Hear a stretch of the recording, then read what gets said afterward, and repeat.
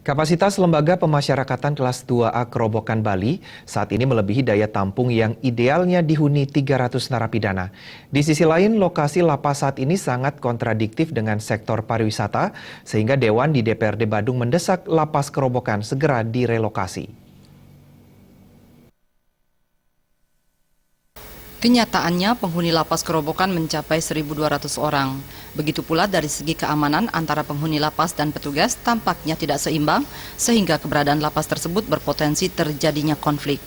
Pengalaman pahit yang terjadi di penghujung tahun 2015 adalah peristiwa bentrok antar anggota Ormas yang tidak lain adalah narapidana penghuni lapas sehingga menimbulkan 2 korban nyawa di dalam lapas Kerobokan tersebut. Ketua Komisi 4 DPRD Badung, Anak Agung Ngurah Ketut Agus Nadiputra menegaskan bahwa pada dasarnya pihaknya sangat mendukung relokasi lapas Kerobokan. Namun perlu kajian matang untuk memilih tempat yang tepat untuk relokasi tersebut. Dan yang lebih penting lagi, Kerobokan bukan tempat yang layak dijadikan lapas, mengingat berada di kawasan pariwisata.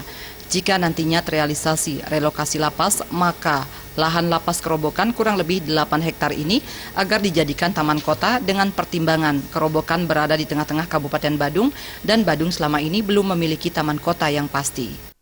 LP yang ada di Kelurahan Kerobokan keluar itu dengan ikon perkembangan pariwisata yang ada itu sudah tidak layak, bila perlu dipindahkan ke daerah yang manalah cocoknya. Nah, seperti itu.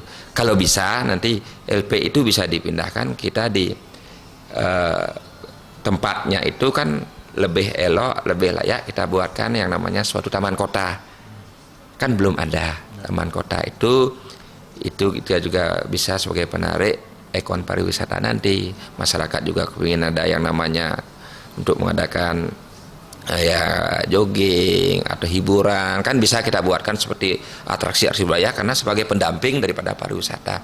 Nah, seperti itu. Dewan asal Kerobokan ini juga berharap pihak lapas memberikan tanggung jawabnya atas upacara yang ditimbulkan akibat pembunuhan di dalam lapas beberapa waktu lalu, karena biaya upacara yang tidak sedikit tersebut harus ditanggung desa setempat. Jaya dan Sup